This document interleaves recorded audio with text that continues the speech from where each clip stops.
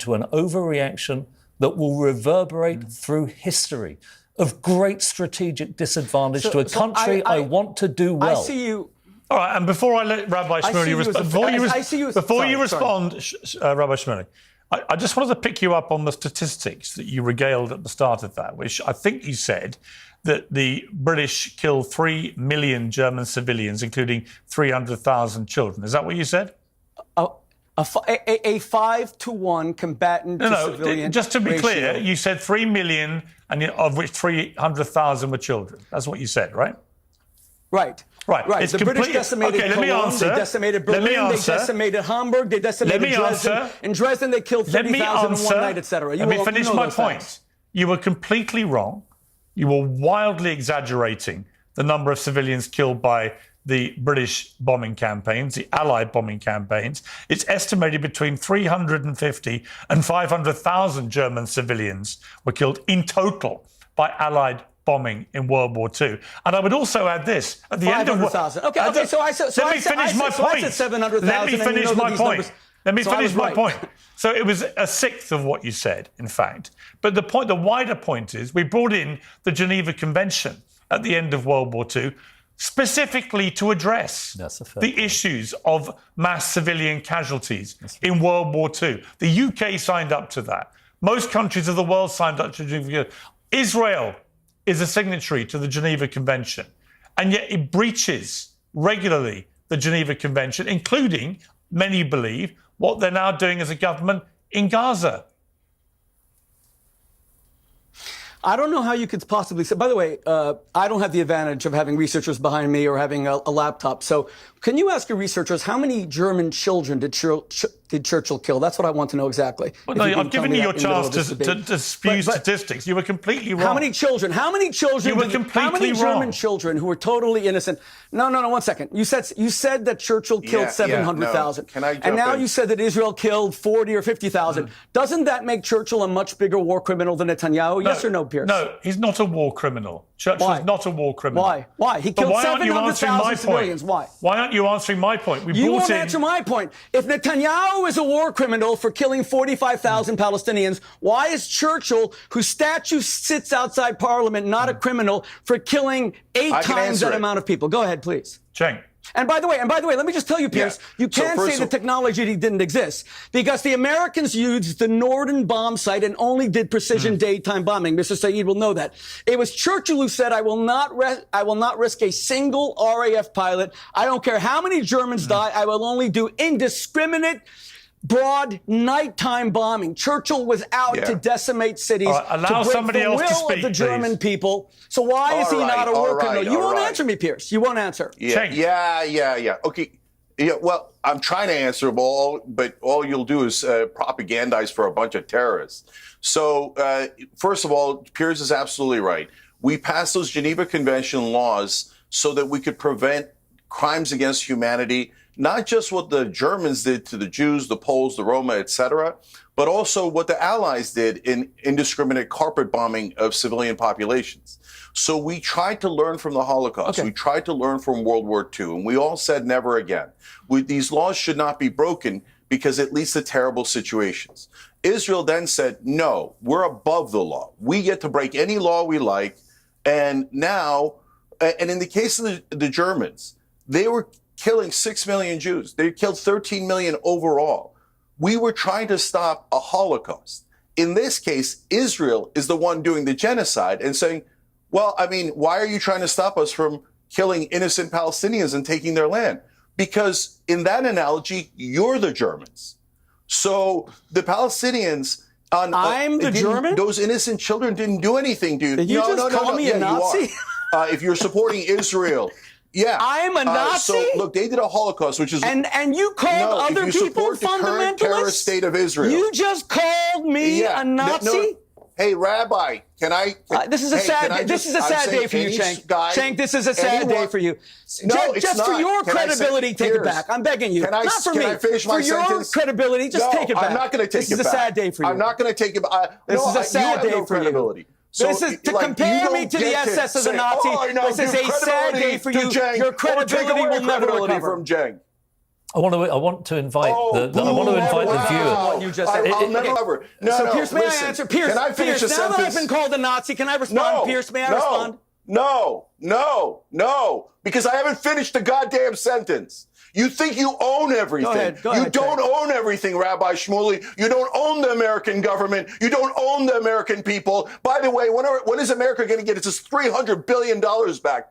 We gave it to a bunch of criminals to murder children. Okay, you murder children with our money. Every day you take money out of my taxes. I go to work every day, and then Israel takes money out of it to murder Palestinian children. You've murdered 20,000 children already. You're the aggressors. Israel has already killed more babies than Hamas has killed civilians overall.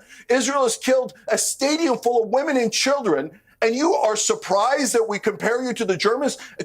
Omar Bartov, an Israeli-American Holocaust expert, just wrote an article in the New York Times saying that now the Israelis are doing the type of genocide that makes saying never again absurd.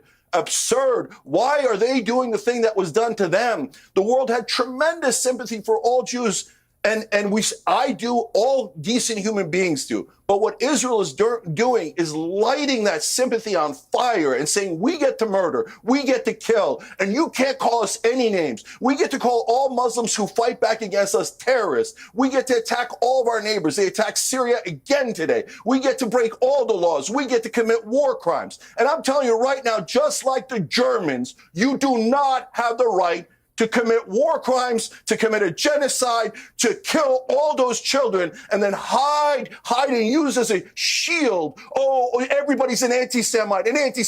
You're canceled. You don't get to say it. You've ruined your credibility. No, Israel has ruined its credibility. Israel is now one of the most monstrous states I have ever seen in my lifetime. They commit endless terrorism. They rob the American people of our money to rob Palestinians of their land. That is actually a stone cold fact. Okay. And I was right. Israel is now occupying 75% of Gaza. It was always to steal their land.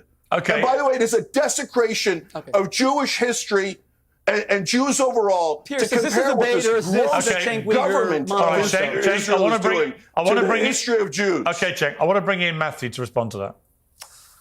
I just can't help thinking, listening to both of you, how different the region and the world would have been if after October the 7th, as the whole of the world reeled against the heinousness of that crime, the sympathy of the global south was with Israel. Polling was very strong for understandable reasons. And I don't want to reduce this to opinion polls. That was a moral atrocity.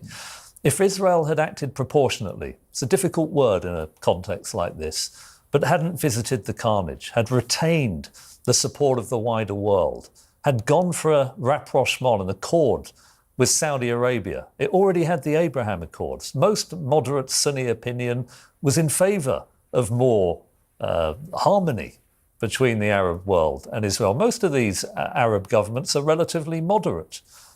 Just think of that, how Iran would have been isolated, the collateral that Israel could have brought to bringing peace to the region. And what's happened instead? This overreaction, the inflamed conversation that we're listening today, ever more entrenched positions. And the thing that I think historians will be most fascinated in is how, as I understand it, good reporting from the New York Times just recently, that an accord with Saudi Arabia was scuppered from within the Israeli cabinet by Smotrich and the extremists, who have every incentive to keep this war going because of their really quite horrific objectives, and Netanyahu's personal political interest of obfuscating a trial for corruption. That is what I think is a great tragedy that is unfolding before our eyes. And listening to the entrenched positions of you two, Piers, I don't see an easy and obvious solution. No, well, I certainly concur with the difficult solution. No, wait, I now disagree with Matthew. Don't equate us. Don't equate me with a terrorist. Pierce, I have to be able to speak. Pierce. Right, Rabbi Shmuley, your response. I've been called a Nazi on the show. Okay, thank you very much. Matthew, you're a very fair person, but with all due respect, you're just not realistic. You are a noble idealist. The two most important words that were ever uttered in the Second World War were surprised upon Winston Churchill in Casablanca by Franklin Roosevelt, who didn't even tell him who was his ally. And Churchill had fought the Nazis alone. Those two words were unconditional surrender. Churchill said, if you insist on unconditional Under against the Nazis, they're going to fight to the last man. And Churchill was actually secretly negotiating with Heinrich Himmler through Count Bernadotte in Switzerland without the Americans. We do now. I've got to leave. I've got to leave it there. I've got to say, listen. Israel says they're going to take Gaza. They say Palestinians will never get a state. Israel, so we know. I don't know why you're obfuscating for Israel. It was Trump who said he would take Gaza. We're going to murder the Palestinians until we take Gaza. They say total annihilation. Why do I say the Germans? Because they're talking like the Germans. I can't believe you didn't hear that. Total annihilation of the Palestinians. The good thing is we have a thing. Donald Trump said he's taking Gaza. We already know. The good thing is 75% of Gaza. The good thing is, if I may, the good thing is it's come out of Smodrich's own mouth, the finance minister, that the plan is to, quote, cleanse Gaza of Palestinians. Right. It was unequivocal. We all heard him. Is one guy in the government, and he was. And the next day, Bibi told him that I totally disagree. Then I get told he doesn't matter. No one listens to him, and yet the New York Times. I didn't say he doesn't matter. New York Times reported that the whole deal to release hostages. I completely disagree. When the whole deal to release hostages a year ago was abandoned because of Smodrich. So a guy who doesn't matter managed to do that, which would have prevented tens of thousands of people being... That's not true. There were two ceasefires against Smotrich. I've got to leave it there. And he left the government, so that's not true. I've got to leave it there. Smodrich, you got to be factual. Stop funding Israel. Smodrich is an evil human being. They should not... Give us the $300 billion back, Israel. And he is a senior government minister. We didn't send it for war crimes. Who is making it clear what he wants to do. I've got to leave it there. I've got to leave it there, Rabbi Shmuley. We have run out of time. I have another guest waiting. I'm going to leave it there. You all had a good time to speak. I appreciate the debate. Thank you very much. Matthew, it was great meeting you. God bless you. Well, joining me now is the actor and activist Jacob Berger, who is part of a second Freedom Flotilla headed for Gaza. Jacob, thank you for joining me on Uncensored. Oh, thanks so much for having me on the show. You know, I'm not a massive fan of these flotillas, as I think you're probably aware. I didn't really see the point of the one that Greta Thunberg embarked on. I'm not really sure what the aim is. If it's to raise awareness about what's happening in Gaza, I think the whole world is extremely aware of what is happening. And I don't see that anything that happened from the last flotilla has made a scintilla of difference to the situation. So why do you disagree? Well, I disagree with this because there's been an illegal siege on Gaza by Israel since 2007. It's funny that your guest Daniela kind of talked about Israel leaving Gaza, but obviously we know that they've been stopping and blocking aid. What Israel is doing is completely illegal. And the flotilla, the goal of the flotilla is to break that siege, to hopefully inspire other people to create a humanitarian corridor to bring much needed aid to the people of Palestine who are being systematically genocided, and the weaponization of starvation of food. And it's going to be very important that we continue on with this, because as many times as Israel might stop us, we're going to keep going. Right, but like I say, the first flotilla with Greta Thunberg, it didn't achieve anything. Well, it wasn't the first flotilla, Pierce. This one that we're about to go on embark is the 37th. Okay, and what it did is it brought a lot of attention to what Israel is doing. But I just don't agree with that. The only one I was even aware of was the Greta Thunberg one.